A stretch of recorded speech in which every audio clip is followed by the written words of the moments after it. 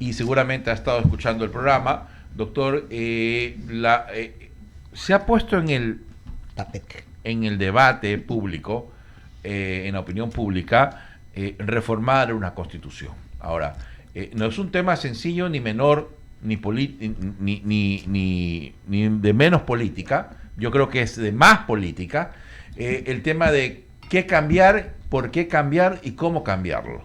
Y entonces nos gustaría que, además de darle la bienvenida, que nos diga cuál es el camino más efectivo, por no decir viable, por no decir menos político y más técnico, hablando en cuanto a lo jurídico, constitucional, para poder realizar las reformas constitucionales que yo, de momento, muy personalmente digo, yo no sé cuáles son, pero se habla de reformas constitucionales. Entonces, más allá del paquete que me quieran reformar, quiero establecer cuál sería la forma más viable, doctor. Buenos días, muchas gracias por la invitación y un cordial saludo para todos los amigos que están en cabina y la ciudadanía que nos escucha a través de I99. A ver, yo creo que en este momento el Ecuador, en términos institucionales y jurídicos, está herido de muerte. Y una de las salidas que se ha planteado para poder resolver aquello es justamente la convocatoria a una asamblea constituyente, que evidentemente tiene que tener una interpretación jurídica técnica, pero no podemos desconocer el condumio político. Quien le dice y le aterriza que esto es solamente jurídico, desconoce cómo funciona una asamblea constituyente. Ahora, ¿cuáles son las alternativas? La propia Constitución le da varias alternativas.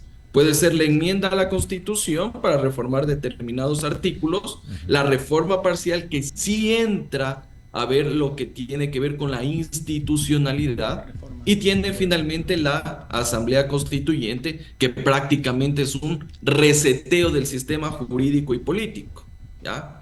Ahora, se dice que posiblemente a través de una reforma parcial a la Constitución usted podría resolver todos los problemas institucionales. Consejo de Participación Ciudadana, Consejo de la Judicatura, método de asignación de escaño, todo lo que usted quiera, ¿de acuerdo?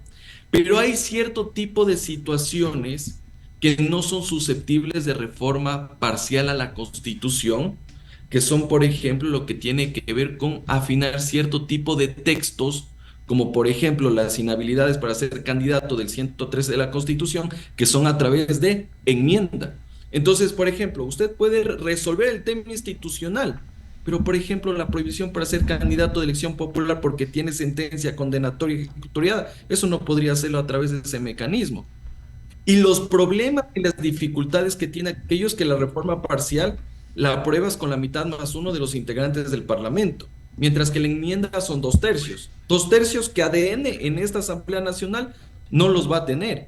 Entonces, creo que son varios aspectos que debemos considerar al momento de plantear modificaciones constitucionales. Y creo que la Asamblea Constituyente es el mecanismo que permita aquello. Yo en realidad no soy muy partidario de estar reformando, modificando la Constitución, pero en las actuales circunstancias que está viviendo el país, creo que es una alternativa que tiene que ser realizada de manera responsable y obviamente también midiendo los tiempos y condiciones políticas. Bien, doctor, permítame, doy paso a Mauricio Sanén para que continúe la entrevista. Gracias. Gracias, Daniel. Andrés, muy buenos días, un gusto como siempre poder conversar contigo. Para que la gente que nos ve, nos escucha, logre digerir esto, que no es tan sencillo para quienes no manejan el derecho constitucional y el derecho en general.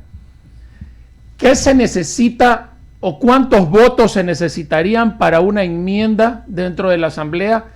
¿Y qué contempla la enmienda? ¿Qué tipo de cambios se pueden hacer mediante enmienda?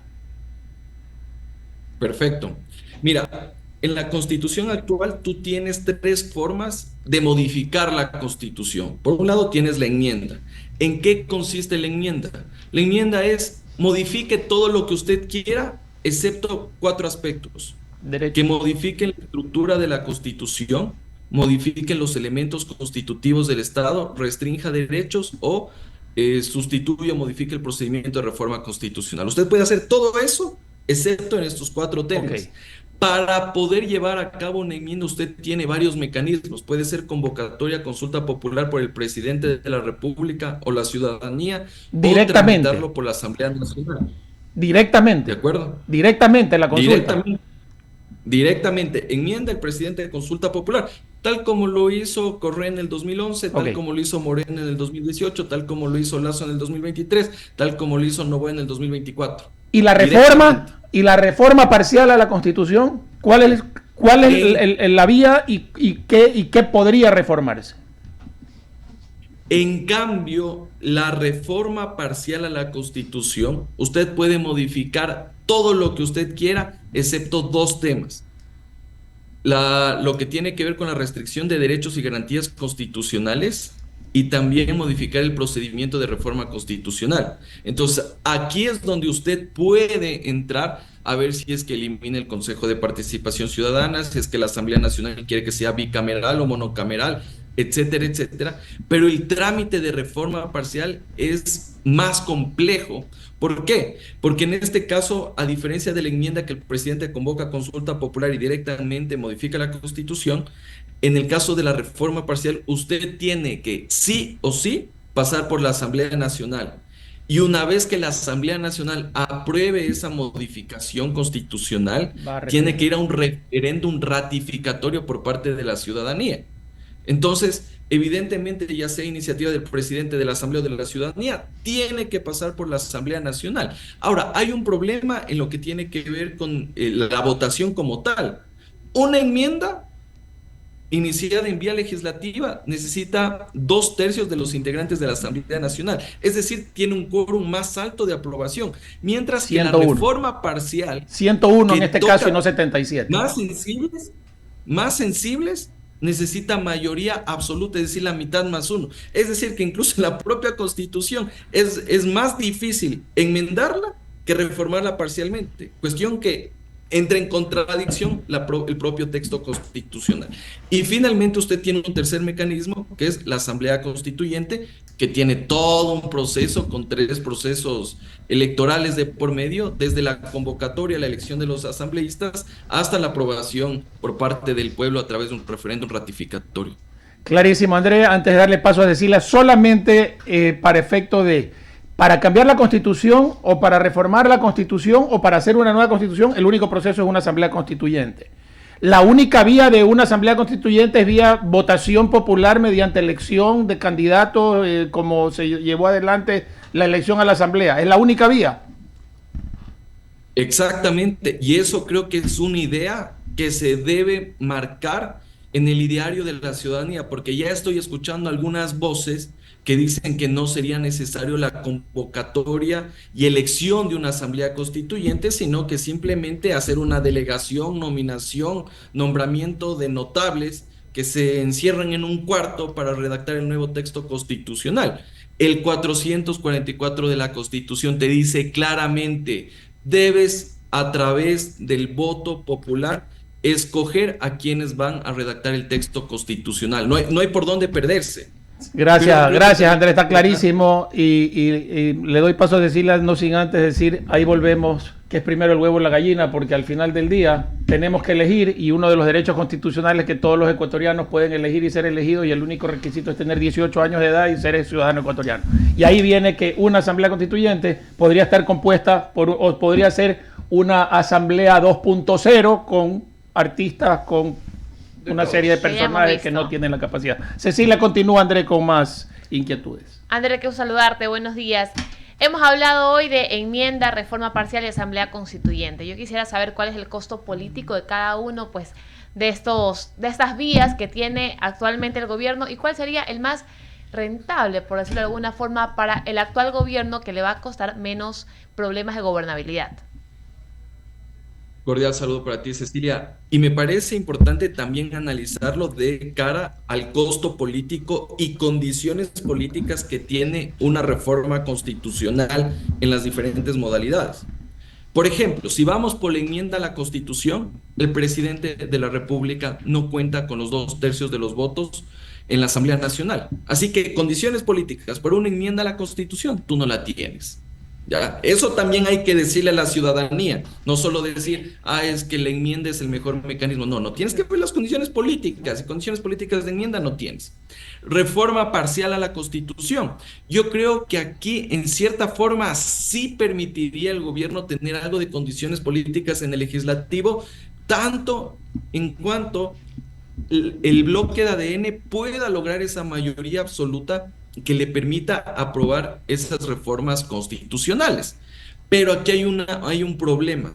Tanto ha sido la cantaleta, el cacareo de que los derechos de los delincuentes, que los derechos de ni sé quién, que por eso entran como Pedro, como por su casa. Usted en reforma parcial no puede topar nada de lo que tiene que ver con derechos y garantías constitucionales. Así que solo sería en términos institucionales. Entonces, claro, le van a decir, sí, eliminó el Consejo de Participación Ciudadana y algunos defectos en materia dogmática que tiene la Constitución, eso usted no va a poder corregir. Y corre el riesgo de que como esta mayoría no es que va a ser una mayoría compacta, puede darse el caso que mañana uno se baje de la camioneta y no tengas los votos para aprobar la reforma parcial. Y segundo, también tú tienes aquí un costo político a nivel ciudadano debido a que tienes que ir a un referéndum ratificatorio. Obviamente que la reforma parcial es un mecanismo más rápido. ¿Por qué? Necesitas dictamen, primer debate, 3 meses que haya entre el primer y el segundo debate en la Asamblea Nacional y votación. Es decir, en 6 meses está solucionado el tema. ¿De acuerdo? Pero obviamente hay que tomar en cuenta también estos aspectos, porque podría ser una reforma parcial interesante, pero va a ser una reforma a medias. En cambio, en la Asamblea Constituyente yo creo que aquí sí tenemos varias dificultades y también varias virtudes. La virtud es que puedes hacer las cosas bien y ahora sí trabajarla bien una constitución, comenzando hasta por la redacción. Pero ahí sí tienes un costo político bastante alto porque tienes 3 procesos electorales y corres el riesgo justamente de quienes van a configurar esa asamblea constituyente. Si tú no tienes buena popularidad, capaz el correísmo termina poniendo la mayoría en la constituyente y prácticamente le dejaste trazada la cancha para que hagan lo que ellos crean conveniente. Pero tampoco yo estoy de acuerdo, por ejemplo, con lo que están diciendo algunos que quieren hacer una constituyente de notables, que quieren ir solo teóricos, que quieren ir académicos, quieren ir universitarios. En mi opinión, yo no estoy de acuerdo, porque a veces cuando hemos hecho estos experimentos, a la teoría le falta calle y por eso tenemos constituciones como la del 2008, que se quedó en un ideario que a la final del día no aterrizó con las necesidades de los ecuatorianos. ¿Cuál opción tomarías tú, André? Mira, yo creo que en los momentos actuales yo me voy por la Asamblea Constituyente. Creo que eso es lo que en este momento permite dar salida al país. La reforma parcial yo creo que también tiene muchos riesgos y creo que hay que aprovechar al menos estos primeros meses del gobierno para poder tener condiciones de configuración de la Asamblea Constituyente que le permita tener una mayoría al momento de redactar el texto constitucional. Muchísimas gracias, André. Le doy paso a Javier. Gracias, Cecilia. Doctor, ¿cómo le va? Buenos días. Créame que este país está metido en una emboscada política, en una emboscada jurídica, en una emboscada constitucional que a veces los ecuatorianos, los comunes y corrientes, los que no conocemos de juridicidad y de constitucionalidad, no sabremos qué realmente es lo que necesita el país. Y obviamente con criterios como el suyo y como nuestros invitados anteriores y los que hemos tenido en estas últimas semanas, es el camino en el que vamos dando la luz para que se pueda aprender al final del túnel. Aquí, doctor Benavides, es la política la que ha prevalecido por sobre los intereses de los ecuatorianos y es un problema serio. Serio porque no terminamos de salir de este hueco en la que nos han llevado todos. No importa la tendencia, todos nos han llevado a este hueco y resulta que ahora está muy difícil salir o llevará tiempo salir y entonces estamos como cruzados de brazos algunos porque todo el mundo da su criterio, pero a la final no nos ponemos de acuerdo. ¿Se requiere el consenso en este país, doctor Benavides? Es importante, estimado Javier, y un cordial saludo para ti también, los consensos. Y esa es justamente parte de la democracia. Una democracia tiene que ser representativa, deliberativa. Y en ese sentido, si es que ya vamos a ir por la redacción de un texto constitucional, tiene que escucharse todas las voces de la sociedad, de los agricultores, de los artesanos, de los empresarios, de los radiodifusores, de los periodistas, de los artistas, de los abogados, etcétera, porque de eso se trata la Constitución. Eso le da legitimidad. Y aquí coincido con una preocupación que ustedes lo advertían antes de iniciar la entrevista. Porque claro, una cosa es que se dice vamos por la constituyente, pero eso solo es la forma. Nos falta el condumio, ¿ya? Porque no sabemos qué es lo que se va a plantear. Y son temas bastante gruesos que capaz la ciudadanía no lo entiende y capaz el gobierno y quienes forman parte del gabinete y el bloque de ADN tampoco lo ven. Usted va a reformar el sistema político, va a reformar el sistema electoral, incluso en lo que tiene que ver con la división político-administrativa del país. ¿Qué vas a mantener las provincias? ¿Vas a hacer un estado federado? ¿Vas a ser un estado unitario? ¿Vas Es decir, a la estructura como tal.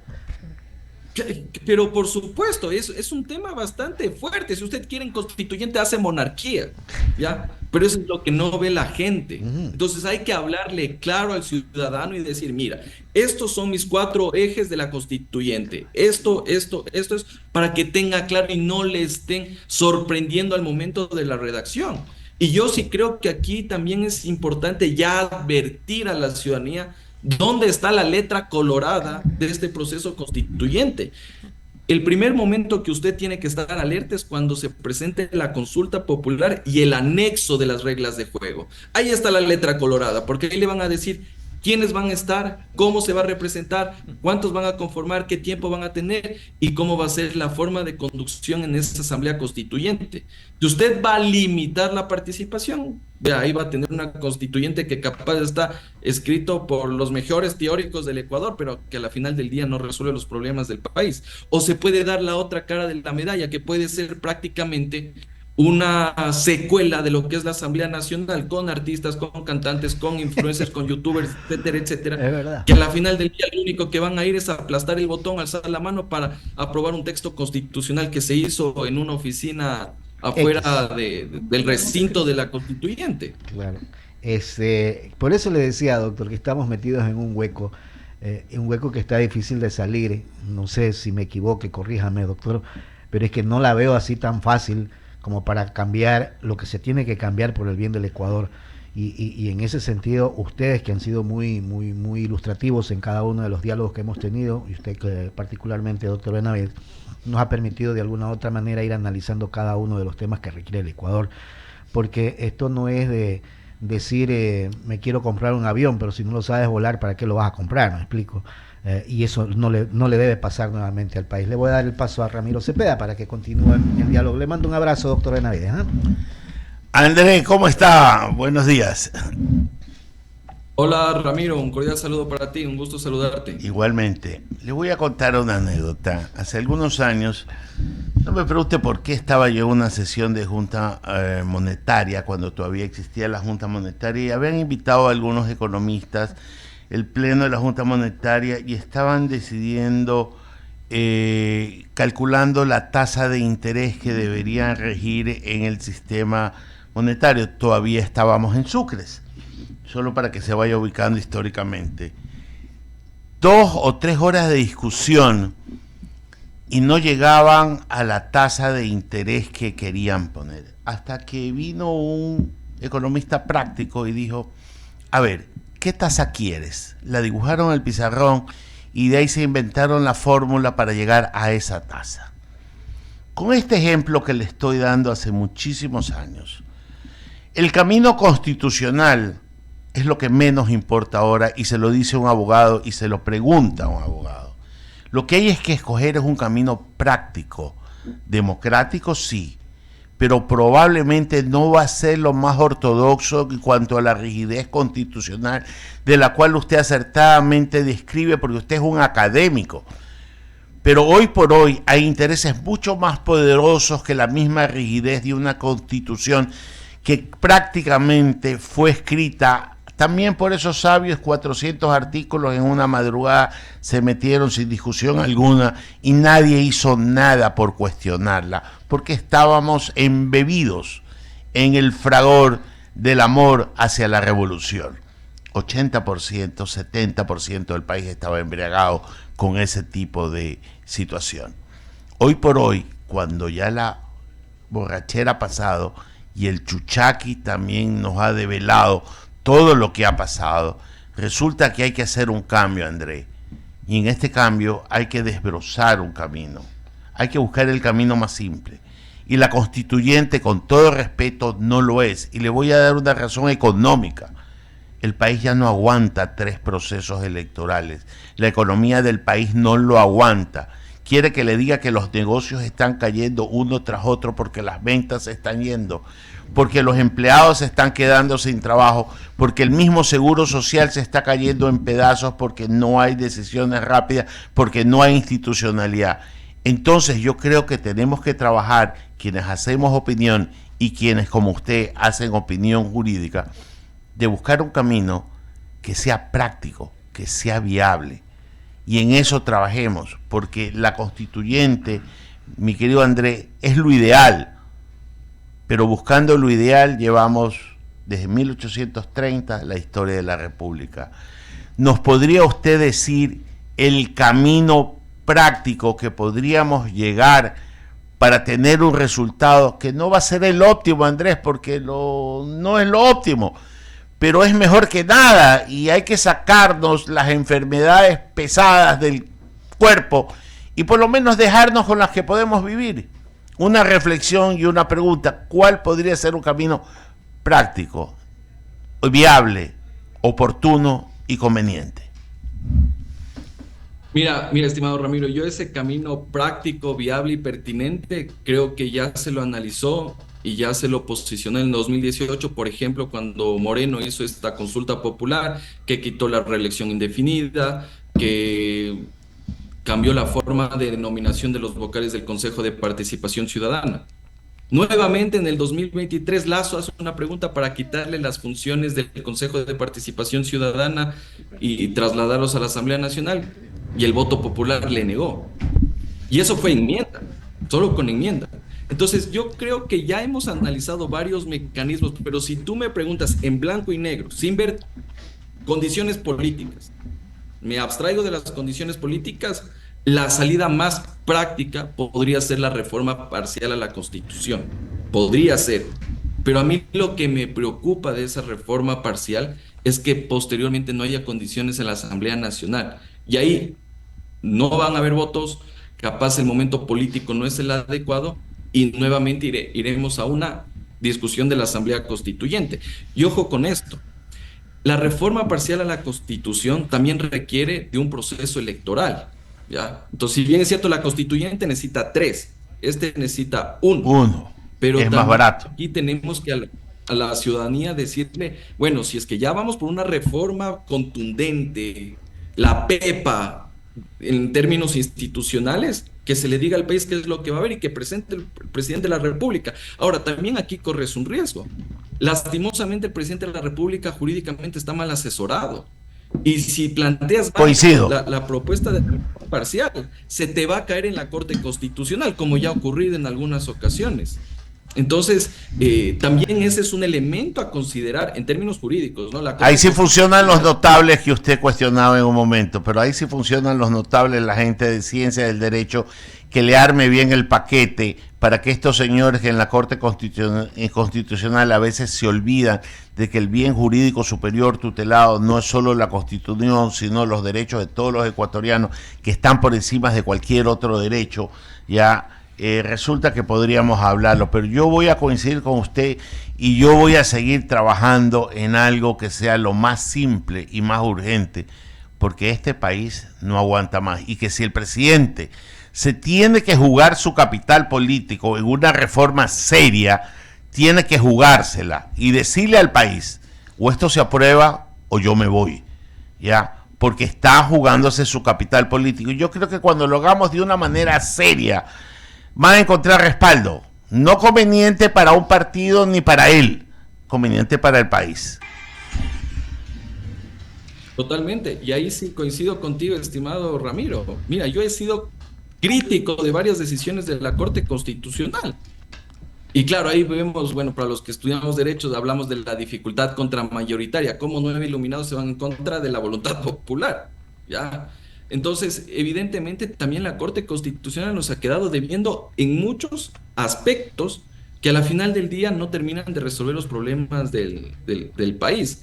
Pero yo sí considero que si es que se va a plantear y hacer una reforma parcial, una asamblea constituyente, se hable claro qué es lo que se va a plantear y que por Dios se dejen asesorar bien, porque no sería lamentable el chasco que presentes una reforma parcial y que la Corte Constitucional la mitad de la reforma parcial termine negándote.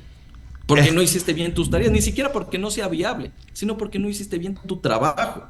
Entonces, son varios elementos a considerar y no es un trabajo sencillo. O sea, aquí hay temas económicos, políticos, jurídicos y sociales que van a marcar la agenda, ya sea reforma parcial o asamblea constituyente. Correcto, André, agradecerte, la verdad que... Cecilia, ya, ok, agradecerte por habernos atendido a esta hora de la mañana.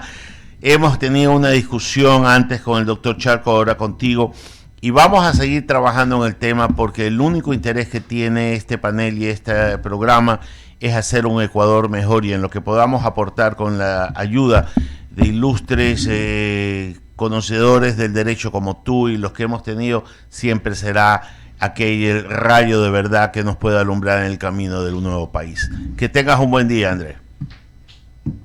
Muchas gracias por la invitación, y yo creo que estos espacios justamente permiten delimitar la cancha, y espero en la próxima ocasión ya venir con propuestas serias de lo que se debe mejorar, porque no solo analizar el trámite de las condiciones políticas, sino que hay que también plantear, por ejemplo, yo creo que hay que sancionar el transfugismo político que te genera situaciones de ingobernabilidad. Eso también tendríamos que hablar, y el sistema electoral. Por eso será para otra oportunidad. Correcto, hacer la tarea. Cecilia.